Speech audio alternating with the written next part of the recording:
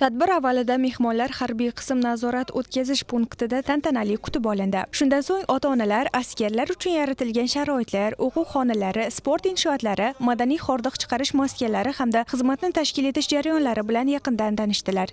Bu tadbirni ko'rib, men bir ona sifatida farzandimda shunday joyda xizmat qilayotganligidan juda mamnun bo'ldim. Men juda ham ich-ichimdan shu O'zbekistonda tug'ilganimdan, farzandimni shu O'zbekistonda tarbiya qilayotganimdan xursand bo'ldim. Bu yaratilayotgan sharoitlar bugungi yoshlarni albatta vatanimizni rivojlantirishga xizmat qiladi. Bunda prezidentimizning o'rinlari juda ham beqiyosdir. Bugungi tadbirda men qatori barcha ota-onalar farzandini kasbga yo'naltirilganligini, kitob bilan do'stlashganligini, vaqtning qadrini, eng avvalo vatan tushunchasini, vatan tuyg'usini yurak-yuraklarigacha jo qildi. Ota-onalar bilan ham suhbatlashganimda ular ham o'zlarining farzandlarini shunday joylarda xizmat qilayotganlaridan xursand ekanliklarini aytdi. Tadbir davomida harbiy qismga tashrif buyurgan mehmonlarga bitta askar, bitta kasb tamoyili asosida amalga oshirilayotgan ishlar, muddatli harbiy xizmatchilarning kasb egallashi, oliy ta'lim muassasalariga tayyorgarlik jarayonlari va ular uchun yaratilgan imkoniyatlar haqida batafsil ma'lumot berildi. Shuningdek, turli tanlov va musobaqalarda yuqori natijalarga erishgan askarlar bilan bo'lgan muloqot ota-onalarda katta qiziqish uyg'otdi.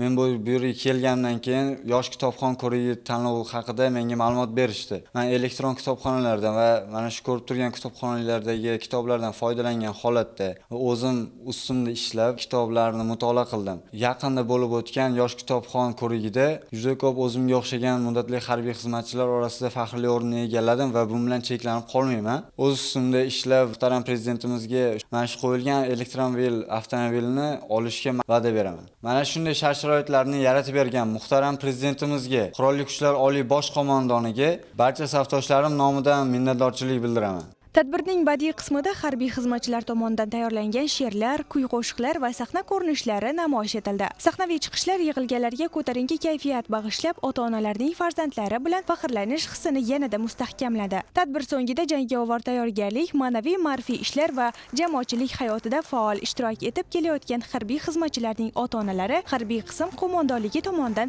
tashakkurnomalar bilan taqdirlandi.